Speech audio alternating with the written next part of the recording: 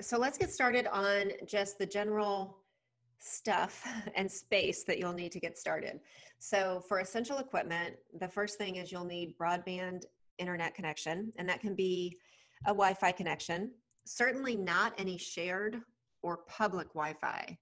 So if you've got your personal Wi-Fi that is password protected, that will work just fine. And better yet, if you have an Ethernet cord connection from your router to your computer, to your laptop, that can sometimes provide for a more stable connection using video conferencing, but both will work just fine. And might be silly to note, but you're going to be working from a laptop likely, and you may be in back-to-back sessions, and that battery power depletes quickly. So as you're setting up your workspace, just make sure you are near an outlet and that you've got plug-in to that outlet, and that you remain plugged in as much as possible so that you're not stuck trying to get juice in a critical moment during a therapy session.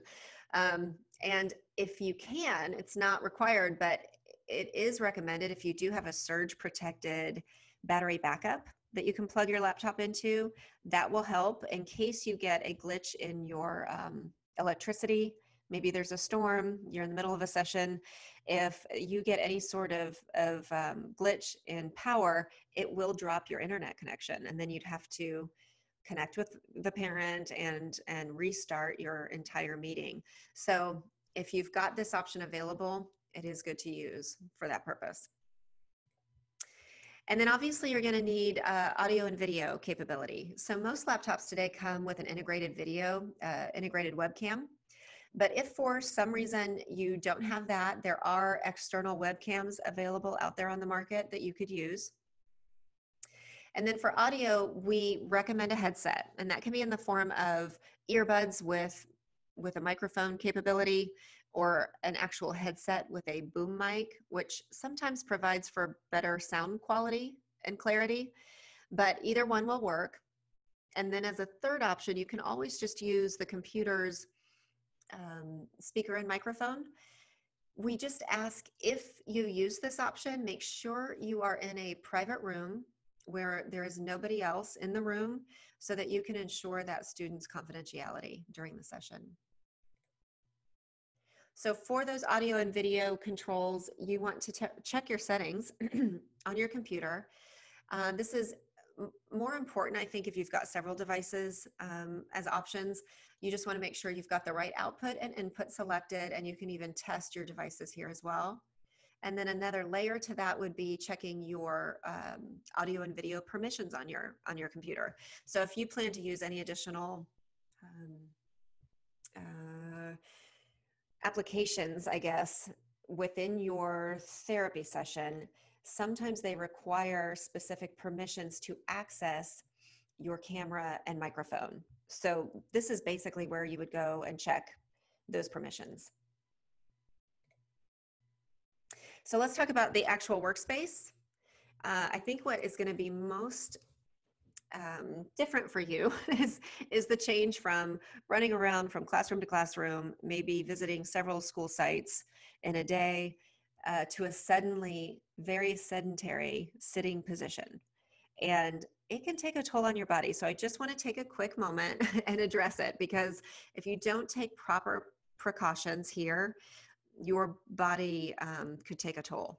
So make sure you're very mindful of, the chair. Make sure you've got a comfortable chair and a footstool. You can fashion that out of a box or a crate. Make sure the height of your desk is in good proportion with your chair, things like that, because they do make a difference, and it adds up when you are sitting there all day, and it's different for most of you all. So be mindful of your posture throughout the day, and get up and stand and take breaks if you can, even if it's a 60-second a quick moment of a stretch in between, or a 20-minute walk. Anything like that will help get you up and moving will make a huge difference. And you could even makeshift a standing desk out of crates and boxes, whatever works. So just make sure you are paying attention to your setup in this way so that you are taking care of your body. So for additional notes, optional equipment that is highly recommended. It's not a necessity, but if you have a second monitor, it is a huge benefit. It just adds more virtual desktop space, and you are able to bring up multiple windows and navigate with ease between different windows and applications throughout the day. It just makes for a more efficient workspace. If you don't have a second monitor, you can actually use an old TV, you know, and things like that. So you can get creative with this. But if this is an option for you, we highly recommend it. As with the external keyboard and mouse. So the laptop obviously comes with those functions, but if you have an option for an external keyboard and mouse, it can be much more comfortable for the duration as you sit at your desk for back-to-back therapy sessions. So let's talk about lighting. It's incredibly important. Make sure you're not sitting in front of a window. Make sure you have additional lighting as needed. Maybe borrow a lamp from another room, things like that, to make sure you are well lit and the student has clear visibility of your webcam. I would also note just to make sure you're limiting background distraction. So you don't want to set up your workspace in a room that has maybe a high traffic area behind you and you've got family members walking back and forth, things like that. So make sure to set up your workspace, hopefully with just a solid wall behind you, so you limit the student's distraction and they stay focused on you. And for noise, be mindful of ambient noise. There might be maybe a hum of a ceiling fan, things like that that might intrude on the sound quality. So you may be able to set up your desk in a different area of the room to avoid those things. And then again, we recommend the use of a headset to limit that background noise. And the biggest note I would make is to try and put your pets and your kids away if possible. It's good if you can have a door and if you can shut that door and everybody knows that you are working. And honestly, the biggest culprit is usually barking dogs. I work from home and I've got dogs. And so when I'm on an important call, I make sure to put the dogs away in the bedroom, just in case I get a random UPS delivery.